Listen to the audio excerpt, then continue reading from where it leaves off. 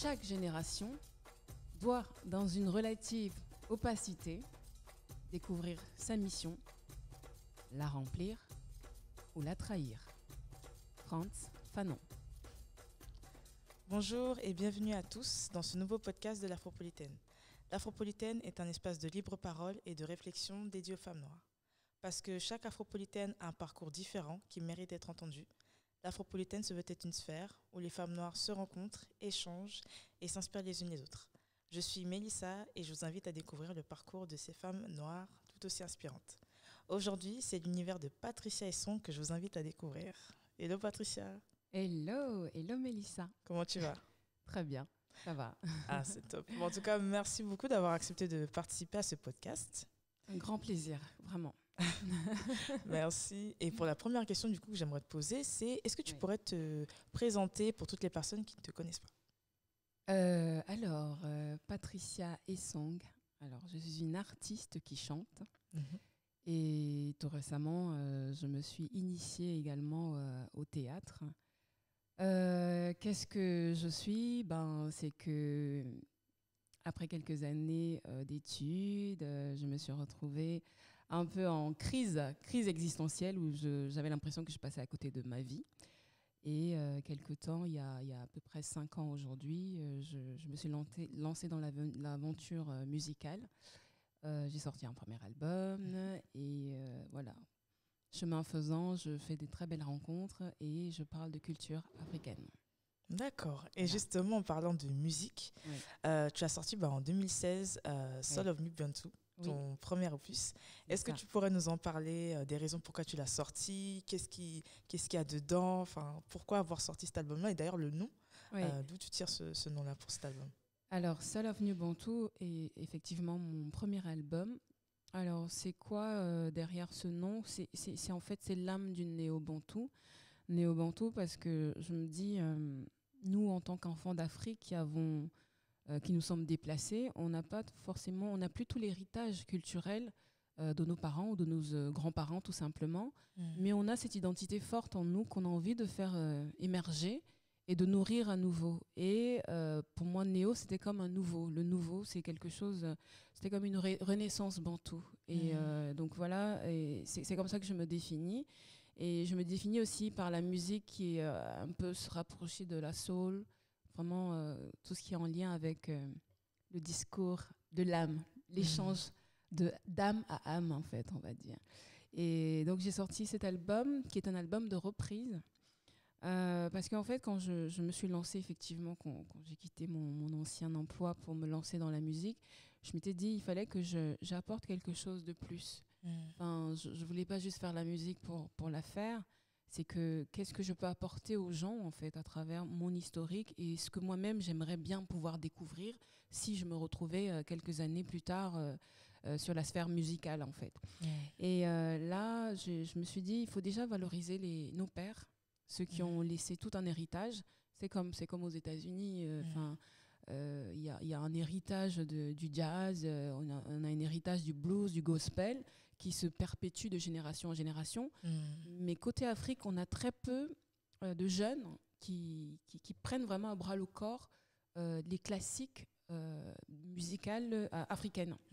Et donc, dans ce cadre-là, je me suis dit, tant qu'à faire, vraiment, avant même de commencer à composer et proposer des productions à moi, c'est aussi un rituel. C'est un rituel de dire, quand on veut demander le passage aux personnes, on salue déjà ceux qui sont là et on demande aussi la bénédiction en quelque sorte. Et donc du coup, cet album, c'est un album de reprise.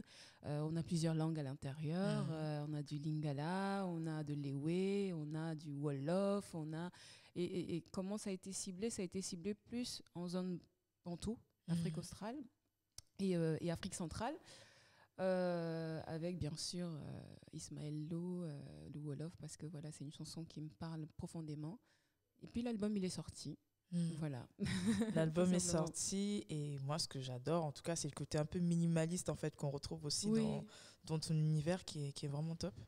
Oui, alors minimaliste, c'est vraiment volontaire parce que encore une fois, j'ai pas la prétention d'être une super chanteuse. J'ai pas la prétention d'avoir 15 ans ou 20 ans de carrière. Je me présente telle que je suis avec mon bagage. avec mon bagage aussi bien scolaire, enfin, on va dire universitaire, et mon bagage culturel que j'ai envie de faire sortir également, et mon émotion. Et donc c'est mon émotion qui transparaît à travers justement cet album, parce que voilà, j'avais envie de toucher les gens qui ne s'expriment pas forcément en langue africaine, ou bien les plus jeunes qui ont envie de comprendre la langue ou bien de connaître la langue, mais de s'emporter déjà avec l'émotion qui est véhiculée à travers les différentes chansons. Voilà. C'est vraiment fort parce qu'en plus, ça se ressent en fait quand tu les chantes. Enfin, moi, par exemple, de toutes les reprises que tu as fait, il y en a deux que je préfère. Il y a Boyaye de Billy Abel, Billy Abel que j'adore. Oui, et elle remonte toujours. Ah ouais, celle-là, c'est... Déjà, l'artiste, je l'aime beaucoup, mais alors ta reprise, je trouvais elle était formidable, ta reprise, parce qu'elle est vraiment singulière, en fait. Ouais. C'est une reprise, en fait, si tu veux, quand j'ai vu, en fait, sur toutes les reprises de ton album qui figurait, voilà, cette reprise-là, bon, je me suis dit, bon, je vais écouter. Et c'est une reprise, honnêtement, on ne s'attend pas du tout à ce genre de reprise. Tu sais, on s'attend souvent à une reprise vraiment copier-coller, où on suit linéairement ce que fait l'artiste. Mais là, c'est une reprise mais qui est atypique. Et honnêtement, je la trouve sublime. Oh, merci. Et je suis très contente et reconnaissante aussi parce que Maman Billy Abel elle-même, j'ai eu ses retours d'elle. Ah, c'est top ça. Oui, elle est allée même sur mon Instagram, elle a aimé, elle a mis des cœurs, elle a appelé un ami pour dire, au départ elle a appelé un ami pour dire, mais il y a une jeune fille là qui a sorti, vous avez écouté? Mais j'ai pleuré à mon image, parce qu'elle-même elle l'a dit, elle savait pas qu'on pouvait aussi amener ça de cette manière-là, quoi. Donc c'est vraiment, enfin, je suis touchée quand j'entends ça parce que je me dis au final, même la personne qui a chanté aime aussi le morceau, parce que souvent c'est pas le cas. Hein. Ouais, souvent c'est vrai que souvent c'est vrai que les gens sont compliqué, mais elle a adoré. Donc moi aussi, du coup, très émue par rapport à ça. Ouais. Et il y a aussi une autre femme qui a une grande place dans ta vie, c'est Myriam Makeba. Myriam, ouais. Myriam. Et d'ailleurs, tu as repris l'une de ses chansons, Malaika, que je trouve sublime, et le clip. Le clip avec Sabourin Boléwa, honnêtement, il est très beau. Ah oui, c'est une poésie. C'est vraiment, encore une fois, l'idée est de se dire que il faut qu'on arrive à proposer aussi d'autres formes d'expression scénique de nos produits, tout simplement. Parce que j'ai l'impression que actuellement, on veut juste nous caser dans un registre. Musique du monde, c'est très bien, voilà, c'est du folklore, on tape les balafons, machin, etc. On fait quelques pieds et on oublie que la musique, elle est complètement ouverte et large. Et dans la musique, on a l'art, on a la peinture, on peut même peindre pendant qu'on est en train de... Moi, je suis allée à un concert de Janelle Monáe. Elle a fait de la peinture pendant qu'elle chantait. Et c'était juste magnifique. Enfin, je veux dire, il faut qu'on ouvre tous les horizons possibles. Et l'idée derrière Malaika, de la manière dont le clip a été tourné, je voulais que ce soit une poésie, comme si on était dans une salle et que deux amants, deux amours se retrouvent et comment ils expriment leurs sentiments sans forcément de la démonstration textuelle. Voilà, c'était vraiment imaginé plutôt. J'aime beaucoup les imaginaires, l'art visuel. Et pour moi, c'était une manière d'exprimer l'amour résilient, l'amour impossible, à travers juste deux personnages dans une seule et même pièce. En tout cas, ça a été très bien imagé parce qu'honnêtement, pour moi, et je pense qu'il y a beaucoup de personnes aussi qui ont regardé les clips. Je pense moi, en tout cas, j'ai vraiment été touchée par le clip. C'est très doux, c'est délicat. C'est délicat. C'est fluide en même temps. Et honnêtement, et les tenues, tout était au top. Vraiment, j'ai vraiment beaucoup aimé. Et en parlant de Myriam Makeba, justement, Myriam Makeba, tu as été à l'honneur justement lors d'une pièce. Myriam Makeba, My Story. Est-ce que justement tu pourrais nous en parler? Pourquoi tu as fait cette pièce et ce que tu en retires également? En fait, on va dire que je suis dans un itinéraire. Parce qu'au-delà de la musique, je pense que chaque personne, chaque humain, à un moment donné, est confronté à son propre miroir. Et dans ce propre miroir-là, il se cherche à travers sa culture, à travers ses ancêtres, à travers ce qu'on lui a inculqué par dogme. Et c'est un exercice, en fait. Et quand je me suis lancée et que j'ai décidé, parce qu'en fait, pour déjà se retrouver dans la musique, c'est qu'il y a déjà eu un électrochoc. C'est qu'à un moment donné, on se dit, mais punaise, j'ai la trentaine, j'ai fait ce qu'il fallait, j'ai fait mes études, j'ai fait tout, j'ai été en école de commerce, je travaille dans un super cabinet de conseil, je gagne bien ma vie, j'ai mes gamins, je suis mariée, etc. Mais j'ai un sentiment que je ne suis pas je suis pas alignée. Je ne suis pas alignée à la personne interne à moi. Et donc, j'ai eu une période difficile dans ma vie et c'est cette période-là où j'ai eu comme un électrochoc. Je me suis dit, ben, merde quoi. Je vais aller au bout de ce que j'ai envie d'expérimenter au fond de moi. Je ne sais même pas ce que je vais expérimenter, mais je vais aller à la découverte de moi-même. Et donc, c'est comme ça que dans ce cadre-là, la musique, elle arrive. Et quand la musique, elle arrive, je m'intéresse justement à tous ces artistes qui nous ont quittés et puis à cet héritage-là. Et comme je me dis, mais qu'est-ce qu'on en fait? L'album, il sort. Et pendant que l'album, il sort, je suis très fan de Myriam Makeba depuis très, très longtemps parce que j'ai l'impression que elle me fait penser à ma grand-mère, en fait. Mais je pense qu'elle fait penser à la grand-mère de beaucoup de gens. Ouais. C'est ça aussi, sa force spirituelle. Et dans ce cadre-là, je me disais, je lis beaucoup, je suis très curieuse, et je me dis, mais pourquoi on n'a pas de livre de Myriam Makeba? Pourquoi elle n'a pas laissé un héritage? Parce qu'on fait partie de la génération qui avait envie de lire les histoires. On a besoin de s'imprégner des histoires de nos héros pour pouvoir grandir aussi spirituellement. Et je me rendais compte que je ne trouvais pas de livre d'elle. Elle n'a pas laissé un document, quelque chose. On trouve pas mal d'informations sur Internet, mais pas des témoignages d'elle-même. Et donc là, je me suis mise en mode... tu sais comment on nous apprend à faire du benchmark, à faire des choses, à faire beaucoup de recherches de la veille là, en marketing. Et ben, j'ai passé des jours à chercher des récits d'elle-même par elle-même. Et je suis tombée sur un vieux livre sur Amazon à 2,50 €. Je retiens encore le prix parce que je me suis dit, waouh, un livre sur Myriam Makeba qu'on appelle Mama Africa à 2,50 €. Il faut vraiment dire qu'on veut juste se débarrasser du livre. Enfin, c'est juste le timbre qu'on veut acheter, quoi. En fait, le livre, il est gratuit. Donc, c'est un livre en anglais ça venait de l'Irlande, je ne sais plus trop bien. Et je reçois le livre, je lis la préface. Et c'est là où, en lisant la préface en anglais, je tombe. En fait, je me dis, mais cette femme, elle a vraiment écrit.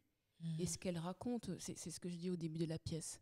Quand elle dit je suis un fleuve, et puis, ou bien qu'elle dit je suis un arbre, je suis un oiseau, j'étais juste émerveillée par sa manière d'écrire, mais aussi par comment elle introduit le récit par rapport à l'apartheid.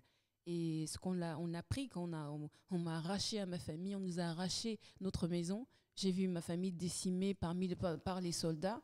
Enfin, là, on rentre vraiment dans l'histoire racontée par la personne. Tu vois, on dit souvent que tant que les lions n'auront pas de raconteurs, enfin, tant que c'est quoi l'histoire encore? Tant que les chasseurs n'auront pas d'histoire, l'histoire sera toujours à la gloire de... Non. Tant que les chasseurs n'auront pas... attends, qu'est-ce qu'on raconte? Vous savez ou pas? J'ai oublié cette phrase-là. Putain, j'ai un t-shirt dessus en plus. Ouais, africaniste. Oui, c'est incroyable, mais bon, l'idée, c'est tu m'as pas préparé toi aussi. Oh. L'idée, en gros, c'est tant que les historiens n'auront pas leur propre récit, l'histoire sera toujours à la gloire du chasseur. Ouais. Et donc, c'est elle qui raconte, en fait. Et donc, du coup, dans ce qu'elle raconte, je me retrouve dedans. Et plus je vais dans la lecture, et je me dis, non, mais en anglais, je ne suis pas très à l'aise, ça va me prendre trop de temps. Donc, il faut que je trouve une autre version en français. Et c'est comme ça que je fais la recherche. Je tombe sur une maison d'édition à Abidjan qui m'envoie une version en français. Déjà, entre-temps, j'ai demandé à mon musicien indie qui m'accompagne depuis quelques années. Je lui dis, comme il est à l'aise en anglais, j'ai dit, lis là, dès que tu me... Il m'a dit, non, il faut que tu le lises, je te jure que c'est grave, il y a un truc. Et c'est comme ça que je reçois la version en français. Et quand je lis, mais j'ai pleuré, Mélissa, j'ai pleuré. Et je me suis dit, mais on ne connaît pas l'histoire. En fait, on pense souvent qu'on connaît des gens, mais on ne les connaît pas. Et en l'occurrence, Myriam Makeba, où... on a tout le monde, nos chefs d'État, nos figures emblématiques, des personnes qu'on adulte, qui parlent de Myriam Makeba, mais qui ne connaissent réellement pas son histoire. Et j'étais dans une phase où j'avais fini l'album et tout, j'étais déjà un peu en mode retrait pour voir comment je projette pour le prochain projet artistique. Et là, je me dis, je peux pas. En fait, je me sentais pas, je sentais que je pouvais pas passer à autre chose. Et je me suis dit qu'il faut que je présente, il faut que je raconte cette histoire. Il faut que je raconte ça parce que je peux pas passer à côté. Je peux pas. Et pour moi, ce qui m'est venu naturellement, c'est de présenter ça au théâtre. Parce que on a une tradition orale et que la tradition orale est toujours mieux perçue. Ouais. Et que non seulement on n'a pas de contenu de théâtre concernant nos héros, et de deux, c'est quelque chose auquel on est habitué parce qu'on a eu des griots. Et je ne voulais pas que ce soit aussi la chanson uniquement parce qu'on allait passer à côté de son histoire. Donc il fallait lier les deux parce que mine de rien, Myriam Makeba, elle est chanson avant tout. Donc c'était un peu d'où l'idée du récit théâtral et musical qui m'a été proposé par Émile Abo-Solombo qui m'a dit non, faisons plutôt allons sur quelque chose d'un peu hybride, donc qui intègre la musique et le récit, mais qui nous permettent de faire ce qu'on a envie de faire, pas forcément de rentrer dans un cadre théâtre musical ou bien comédie musicale, etc. Donc voilà comment est venu le projet. Et le projet, ensuite, c'est la rédaction, voir ce qui correspond, écrire, mettre les chansons, les interposer, et puis acheter du matériel, et puis répéter, faire des résidences. Et puis voilà, c'est comme ça que Myriam Makeba My Story est née. Et tu sais un peu comment ça s'est passé. Ouais, j'ai assisté à la toute première représentation, je crois, qui était à Blanche. Et honnêtement, je ne savais pas du tout à quoi m'attendre et j'ai été touchée. J'ai été touchée parce que c'est vrai que comme beaucoup de personnes, et comme tu l'as bien mentionné, on ne connaît pas Myriam Makeba. On la connaît de nom, on connaît Pata Pata, on connaît Malaika, mais on ne connaît pas réellement l'histoire en fait. On ne connaît pas l'histoire de la femme et c'est ça que je voulais aussi. On parle depuis quelque temps de sororité, on parle du pouvoir féminin, on parle même de l'entrepreneuriat féminin, mais on parle très peu de ces femmes artistes qui vivent également des situations parfois difficiles, comme toute autre femme. Et quand on découvre l'histoire de Myriam Makeba, on se rend compte que toutes les femmes ont quasiment la même histoire. Et c'est ça qui est impressionnant. Et ça permet également pour les personnes, les femmes qui sont en situation difficile ou quoi que ce soit, d'avoir ce témoignage-là. Quelque part, c'est pas que c'est rassurant, mais quelque part, ça apaise aussi. Ça apaise nos douleurs, ça apaise notre quotidien qui peut être parfois difficile et de se dire que si Myriam, elle est passée par ce genre de situation, ça veut dire que c'est peut-être comme ça que ça fonctionne, en fait. Ou alors, il faut encore trouver d'autres solutions. Donc, c'était aussi important pour moi en tant que mère, parce qu'on est dans un environnement où le patriarcat a fait le bon boulot. Et donc, du coup, en tant que mère, j'avais aussi besoin de raconter cette histoire, même pour moi-même. C'est aussi pour moi, en fait, quelque part. Voilà. Mais c'est moi, en tout cas, ce qui me touche le plus dans ce que tu as fait dans Myriam Makeba, c'est qu'on sent que tu portes ça et que tu mets ton cœur, en fait, dans ce que tu fais. Honnêtement, ça m'a vraiment touchée. Surtout que j'ai jamais fait du théâtre, en fait. Mais honnêtement... Je me suis... on a fait la résidence combien de jours ? Bon, après, on était censé faire une résidence d'1 semaine. On a passé 4 jours à parler. À parler de la vie, des problèmes. En fait, c'est comme si c'était comme un rituel. Non, mais c'est impressionnant parce que avec Émile, quand on a fait ce travail, parce que j'ai fait un travail en amont avec mon musicien qui s'appelle Indy, au niveau de la musique, de l'arrangement et tout, donc je le faisais à part. Mais quand j'ai rencontré Émile et qu'il fallait justement rentrer, parce que lui, il est le conteur, donc lui-même, il doit s'imprégner. Moi, je dois m'imprégner du personnage qu'elle est dans le récit. Et en fait, on a d'abord appris à faire connaissance, en fait. Parce qu'autrement, on n'arrivait pas à passer à l'autre étape. Ce qui fait que quand c'est comme si on s'est débarrassé d'abord nous-mêmes de tout ce qui nous pesait. Et une fois qu'on s'était débarrassé, en 2-3 jours, la pièce était là, quoi. Elle était là. Après, on ne prétend pas, moi personnellement, je ne prétends pas être dans la performance. Encore une fois, je suis plus dans l'émotion. Pour moi, il n'y a pas... ce qu'on est ou bien ce qu'on présente doit être au service de notre émotion, de l'émotion. Donc, c'était d'abord ça, réussir à parler aux gens dans un environnement qui n'est pas le mien, mais qui comprennent la démarche, quoi. Et Et après 400 jours Intensif. intensifs, eh ben, on est rentré dans le vif du sujet. Et puis, ça s'est présenté, on l'a présenté effectivement en 2018 pour les 10 ans du décès de Myriam Makeba. Et là, je me suis dit, ce serait bien d'instituer une espèce de rituel, parce que ça n'existe pas, les pièces de théâtre, ça n'existe pas.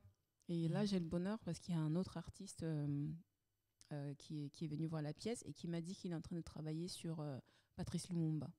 J'ai dit, c'est magnifique. C'est super. C'est magnifique. Et quand on sait l'historique de Patrice Lumumba, je me dis, mais comment on n'a pas ça, quoi? Comment on n'a pas ce genre de contenu? Et je trouve ça vraiment fort. Et en parlant justement de personnes qui sont venues voir la pièce, alors lors de la dernière représentation qui s'est passée à l'Archipel, il y a la petite fille de Myriam Makeba qui était là. Ah non, mais waouh! Est-ce que tu peux nous raconter ça? Regarde, j'ai la chair de poule là qui me remonte parce que c'est quelque chose comme quoi le monde est formidable en fait.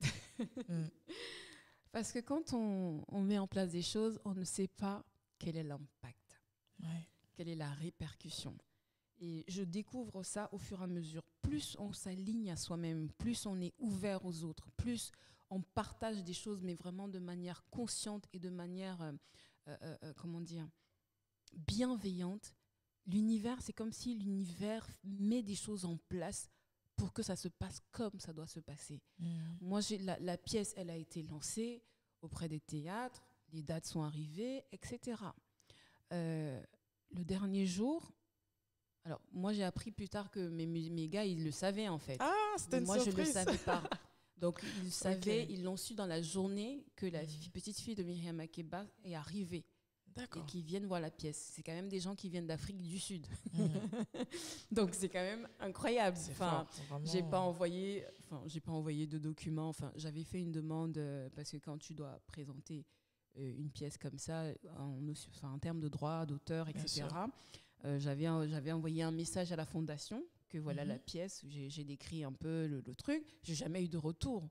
Donc pour moi, j'ai juste fait quelque chose qui me protégeait juridiquement si jamais il y avait Et là, effectivement, à la fin, je vois une femme qui est très lumineuse dans la salle quand le spectacle est terminé, parce que moi je fais mon truc, le spectacle est terminé, on fait les trucs et là là, on allume les lumières et je vois une femme, mais vraiment, c'est des énergies en fait. Je la vois, mais vraiment très lumineuse, là, comme une espèce de grande aura autour d'elle.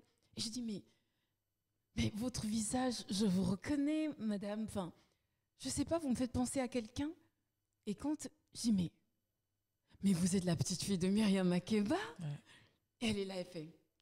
Et là, j'avais plus de moyens. Je sais pas si je devais pleurer ou pas, mais j'ai pleuré en fait à un moment donné parce que je pouvais pas imaginer que ces personnes aient fait le déplacement. Elle et son fils, ils sont venus et ils étaient déjà là la veille en fait. Ils devaient venir la veille, ils n'ont pas pu et donc ils ont dit qu'ils viendraient le dernier jour. Donc celui qui les a accompagnés à la pièce avait déjà prévenu Émile et Indy pour dire attention, elle va arriver, mais ne dites pas à Patricia parce que sinon elle va peut-être perdre ses moyens. Je ne sais pas trop quoi, ça va être une surprise pour elle. Et là, franchement, j'étais très émue. C'est gratitude à fond. Et quand ils sont venus sur scène, j'ai ressenti une énergie. Moi, je suis très énergie, etc. Et je crois que j'ai mis 3 jours à me remettre de ce moment-là. Parce que j'ai appelé Émile, j'ai dit, mais il vient de se passer quoi là en fait? Je ne descendais pas. C'est-à-dire que l'énergie même de Myriam, l'énergie par le biais de ses petits-enfants et aussi par l'histoire, parce que tu sais, l'histoire de Myriam Makeba ou bien de sa fille Bongi Makeba avec la Madlozi, qu'on dit c'est des énergies, c'est des entités qui rentrent, etc. Si tu acceptes, si tu n'acceptes pas, c'est la folie. Si tu acceptes, tu travailles ça.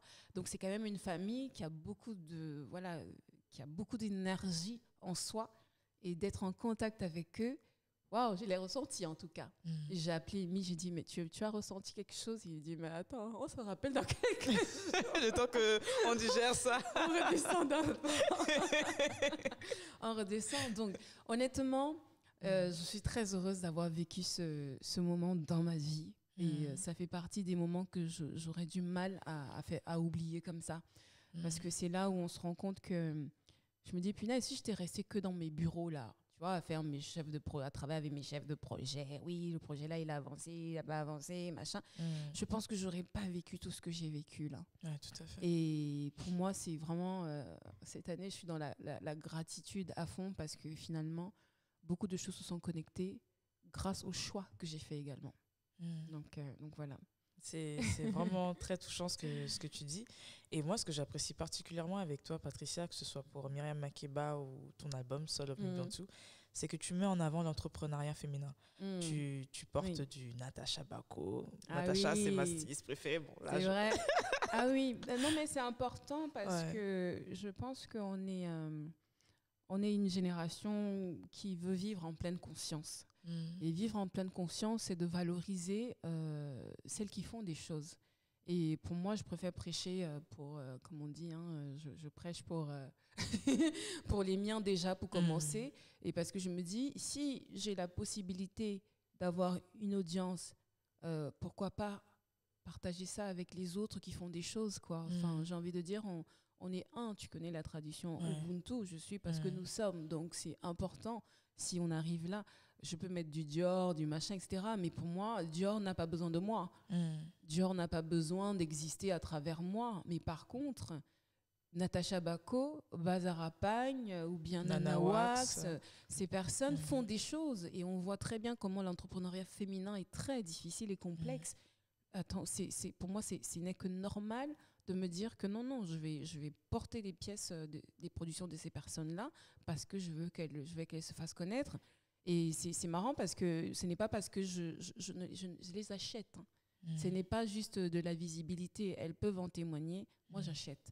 Parce qu'on ne peut pas être ce qu'on ne veut pas représenter. Enfin, il faut être en phase avec ce qu'on veut représenter. On dit il faut acheter il faut acheter des produits de nos frères. Mais je ne viens pas pour louer. Non, j'achète moi aussi. Même si c'est que ça valorise ce qu'elles font, mais c'est parce que j'aime déjà ça aussi.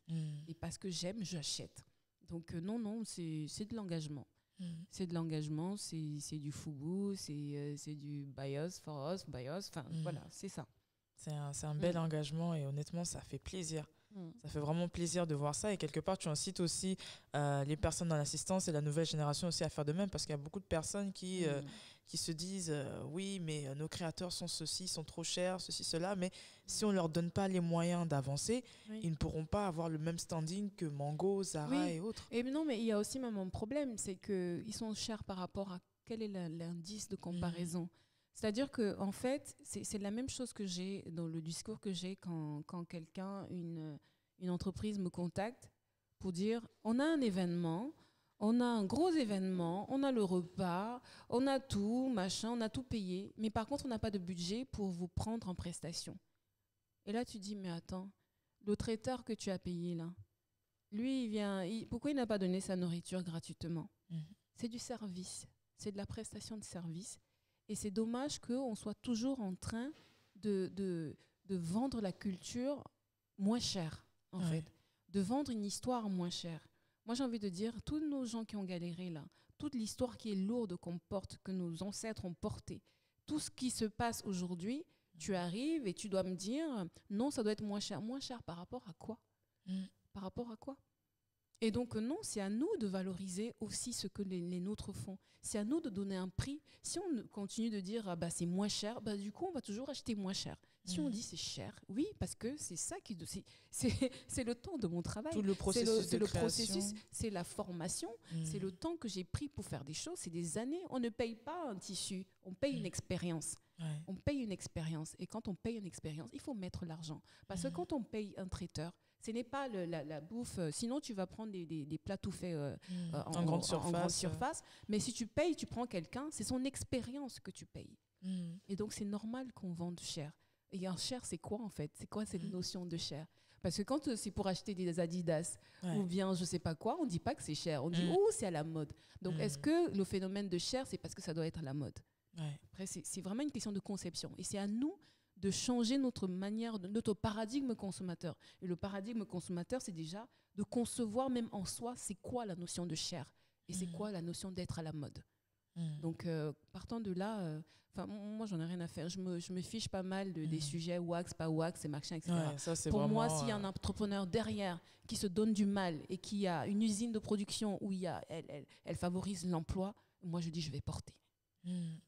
Que ce ne soit pas du tissu africain ou quoi que ce soit, j'en ai rien à faire. Parce que mes ancêtres, là, ou bien même ma grand-mère, elle a porté du wax. La plupart se sont inspirés de leurs histoires du quotidien et chacune a adapté selon son vécu. Que le tissu il vienne de je ne sais pas où, je m'en fiche. Tant que ça fait tourner aussi une espèce d'économie autour de ceux qui font des choses, moi je m'investis. Après, ceux qui ont des grands tissus, machin, qu'ils les mettent en ligne, on va acheter.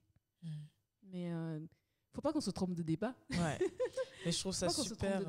Mais c'est ça, parce que souvent, malheureusement, les gens se trompent de débat, comme tu le dis. Et je trouve ça super beau ce que tu viens de dire, parce que ça montre en fait que la sororité féminine existe et que c'est pas un mythe. Parce que souvent, on met en avant, malheureusement, les frictions qui peuvent exister entre femmes. Mais il y a aussi, et c'est important de le mettre en avant, qu'il y a des femmes qui sont solidaires entre elles. En plus des frictions entre femmes, c'est une construction sociale. Oui, tout à fait. C'est une construction sociale. Quand tu vois l'histoire, et tu te rends compte que ça a été fait dans ce cadre-là. Donc maintenant, aujourd'hui, tu vois, il y a un phénomène actuellement, c'est les sorcières. C'est-à-dire, les gens assument maintenant de dire « je suis une sorcière ». Pourquoi ? Parce qu'il y a une époque où, justement, ce phénomène, c'était que quand le pouvoir féminin fait peur, déjà, pour commencer.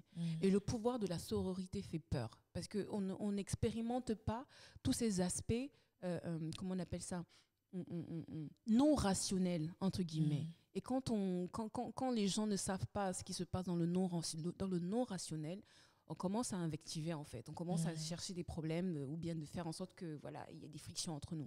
Mais pour peu que les femmes se retrouvent entre elles, mais le pouvoir que cela dégage, mais c'est incroyable. Et c'est pour ça que je dis, pourquoi pas ? Moi, quand j'ai sorti l'album, avec tout le parcours, j'ai des personnes qui m'ont dit, tu sais qu'il y a des artistes qui ont fait ce que tu as fait, mais qui n'ont pas eu les résultats que tu as eus. Mais je me dis aussi que oui, peut-être. Mais moi, je sais pourquoi j'ai eu ces résultats. Parce que je me suis impliquée, mais avec d'autres personnes. Et la plupart, c'est des femmes. Par exemple, Basili, je travaille avec Basili. C'est elle qui gère la com. Je travaille avec Bazar Pagne, avec Laudia, où j'ai pris que des femmes parce que je me dis, on se comprend. Ça ne veut pas dire que je ne travaille pas avec des hommes, parce qu'on a aussi le pouvoir masculin. Je travaille avec des hommes, mais toujours est-il que je vais toujours penser d'abord à la femme. Parce que je sais qu'il y a quelque chose qui nous relie. Et ce pouvoir de sororité, c'est quand on se met ensemble qu'on arrive à faire des choses. Il va toujours avoir des frictions, ça, il faut bien que... Voilà, ainsi va la vie entre les humains. Ainsi va la vie, mais tant qu'on vit en pleine conscience en se disant que voilà où on doit aller, c'est énorme. Moi, je suis en train de lire un livre actuellement, La femme sauvage, ou bien La femme sorcière, et on te dit comment est-ce que quand les femmes se mettent ensemble pour se guérir, les femmes guérissent seules. Elles se guérissent entre elles. Le fait de se retrouver ensemble et d'être dans la méditation ou bien d'être dans l'intériorité, ou bien enfin de rentrer à l'intérieur de soi, elle se guérit toute seule. Et je me dis, c'est ça qu'on doit apprendre plutôt à faire. C'est plutôt ce genre de choses qu'on doit apprendre, ou bien on doit connaître. Parce qu'il faut connaître son pouvoir. Si on ne le sait pas, parce qu'on est là, on gère les névroses de machin, ou bien on est là pour dire, ouais, mais oui, mais si elle est comme ça, c'est à cause de tel, ou bien machin. Enfin, on s'éloigne en fait de ce qu'on est censé faire ensemble. Donc oui, je suis connectée à ça, ouais.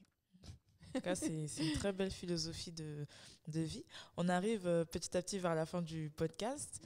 Alors, mon avant-dernière question, c'est si tu te retrouvais face à la petite fille que tu étais, qu'est-ce que tu lui dirais ? Ah, c'est marrant parce que je suis en train d'écrire dessus. Ah, ok.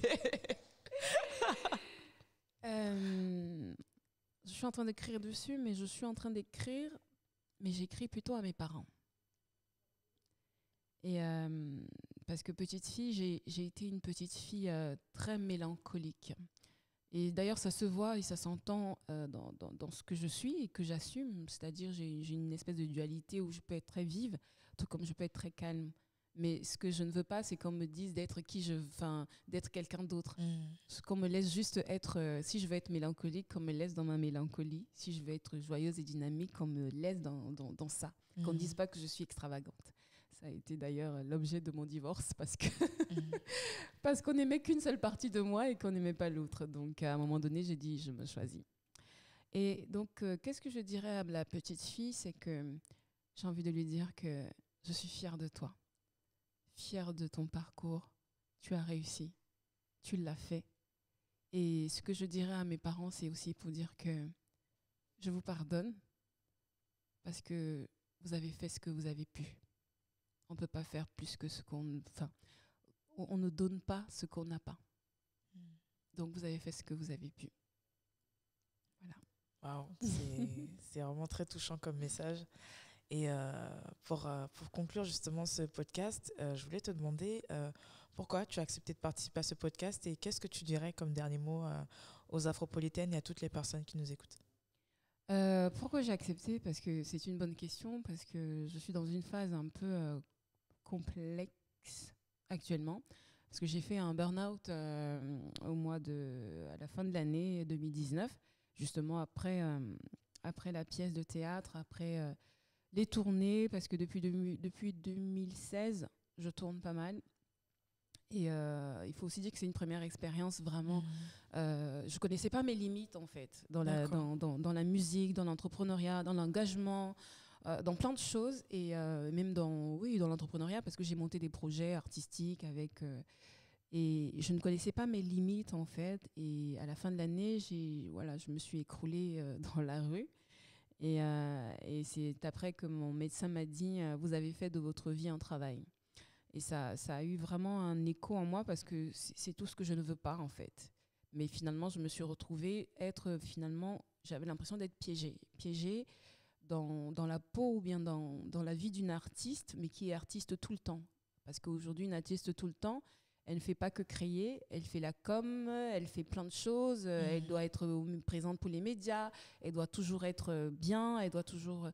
Et je me suis... Enfin voilà, ça s'est passé comme ça s'est passé. Et je suis partie en Guadeloupe pour essayer de faire le point avec moi.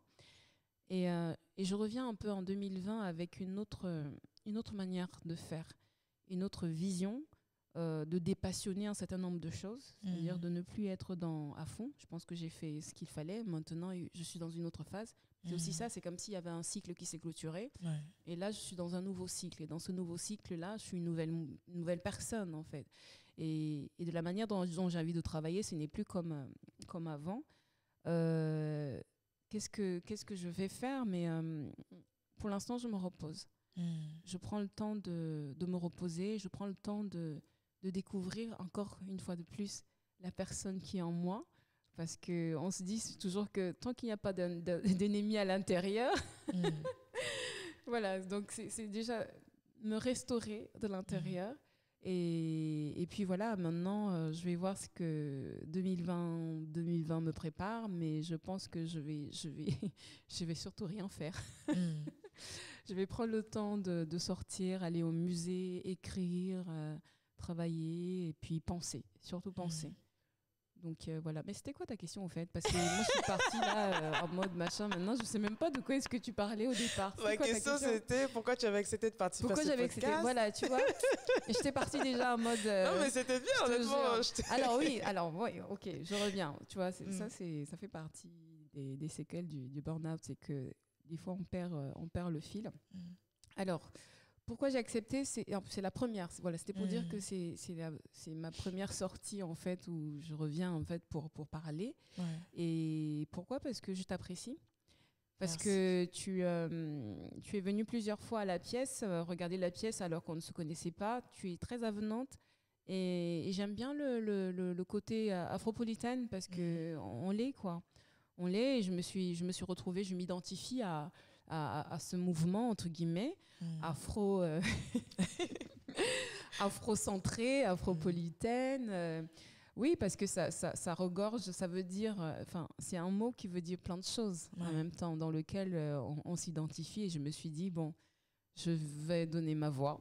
Je vais donner ma voix, je vais un peu mieux, on va dire, et que le premier média voilà, c'est elle, c'est la sœur, c'est parce que elle est déjà venue, elle a un intérêt à ce que je fais, enfin, elle porte un intérêt déjà à ce que je fais, parce qu'il y en a des fois, c'est pas le cas, et parce qu'il faut créer du contenu, mais là, j'ai eu le temps de voir ce que tu fais et puis que j'apprécie. C'est une manière aussi de te dire que j'apprécie ce que tu fais.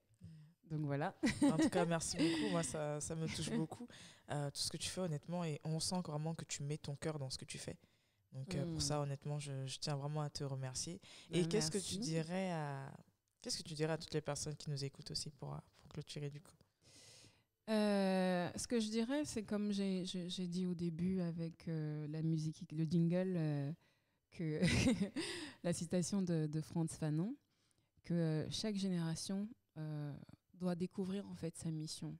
C'est important en tant que nouvelle génération, là, nous ou bien ceux de demain, de savoir pourquoi on est là. On n'est pas là juste pour payer nos factures. Ça ne veut pas dire qu'il faille tout arrêter et puis se lancer forcément dans l'entrepreneuriat. On sait très bien que l'entrepreneuriat, c'est très bien, mais il y a aussi des intrapreneurs. Il y a des gens qui sont en interne et qui font des choses. Ouais. Ce qui est là, c'est qu'il faut donner un sens. Moi, j'ai été dans un environnement professionnel où des gens n'étaient pas heureux. Ils avaient des salaires énormes, ils avaient des crédits, ils avaient des enfants, ils sont mariés, mais ils sont stressés comme pas possible. Et quand on commence à chercher le dénominateur commun, qu'est-ce qui fait que quelqu'un a fait de belles choses, mais il se sent toujours insuffisant. Il a toujours peur, il vit dans la peur, machin. Mais c'est parce que beaucoup passent à côté de ce qu'ils sont censés faire aussi. Ils font parce qu'il faut le faire, mais ils se disent pas mais qu'est-ce qui me passionne vraiment. Les gens ne vont jamais se confronter à eux-mêmes. Ou bien ils vont jamais se confronter à leur passion et se dire je vais aller au bout de cette passion. Moi, je connais des salariés, mais qui font des choses à côté, mais qui ont du sens. Et du coup, ça équilibre les choses. Et encore une fois, il faut toujours trouver son équilibre. Et quel est l'équilibre? L'équilibre, c'est d'allier entre les factures que tu payes, c'est-à-dire ton travail alimentaire, qui est censé payer tes factures, et aussi ce qui te passionne. Donc, ce que j'ai envie de dire à ceux qui nous écoutent, c'est que ne passez pas à côté. C'est vraiment de ne pas passer à côté, mais encore une fois, avant j'avais un peu le discours entrepreneur à fond parce qu'on s'est rendu compte qu'en Afrique, par exemple, c'est l'entrepreneuriat parce que côté État, il n'y a pas grand-chose. Donc du coup, on va plus encourager les entrepreneurs à faire des choses. Mais ici, par exemple, en France, on a la possibilité d'être multiple. C'est vrai que le système en soi veut qu'on soit monotage, mais beaucoup de gens sont multitâches, en fait. Multicompétents, on va dire. Et pour ça, il faut exploiter tout ça. Voilà, tu es passionné, tu es là, on est ensemble. Voilà, moi, j'adore la musique et c'est ma carrière. Je me suis lancée dans le théâtre. Demain, j'ai même envie de tourner un film, pour te dire. Mais parce que je veux me permettre ça. Moi, je ne veux pas mourir aigrie. Je ne veux pas me retrouver là. J'ai eu 40 ans, là. Donc, je ne veux pas être une aigrie. Et parce que quand on oublie de faire certaines choses, quand on se retrouve à un certain âge, on devient aigri. Les personnes qui sont aigries, elles ne sont pas sorties du ciel, elles ne sont pas tombées du ciel ou de la terre comme ça. C'est parce qu'il y a un sentiment de non-accomplissement de quelque chose. Et donc, il faut aller au bout. Tant qu'à faire, quitte à tomber, mais vaut mieux aller au bout de soi, au bout de ses expériences et se dire, je l'ai fait. Et ça, ce n'est que ça, c'est ce que j'ai envie de transmettre. Aller au bout. Et voilà, ne vous oubliez pas pour répondre à un standard de société. Ne vous oubliez pas. Ne pas s'oublier. Oui. C'est vraiment très fort comme message. Merci beaucoup, Patricia, en tout cas, d'avoir accepté de participer à ce podcast. Et en tout cas, moi, pour 2020, je te souhaite vraiment plein de bonnes choses. Plein de repos. Plein de repos, plein de bonnes choses. Parce que tu le mérites. Et honnêtement, je me répète souvent en le disant, mais ce que tu as fait avec Soul of New Bantu et Myriam Makeba, honnêtement, c'est incroyable. Moi, honnêtement, ça m'a beaucoup touchée. Merci beaucoup. Et merci. C'est pour ça que j'ai vraiment tenu à ce que tu viennes à ce podcast. Et je te remercie en tout cas d'avoir accepté de participer. Merci. Tu sais, l'aventure continue. Oui. Elle continue. On est encore en février, on a encore 10 mois devant nous. On Oui. a 10 mois devant nous. Ouais. Il peut se passer plein de choses en 10 Plein, mois. plein, On en plein de reparle. choses. C'est ça. Et j'attends le film, hein, parce qu'honnêtement, ce que tu as dit là, c'est pas rentré dans l'oreille d'une sourde. Donc, vraiment, j'attends le film. J'ai rien dit. Merci beaucoup, Patricia. Merci à toi. Merci, Mélissa. Merci également à toutes les personnes qui ont écouté ce podcast. Et quant à moi, je vous dis à très bientôt pour un nouveau podcast sur l'Afropolitaine.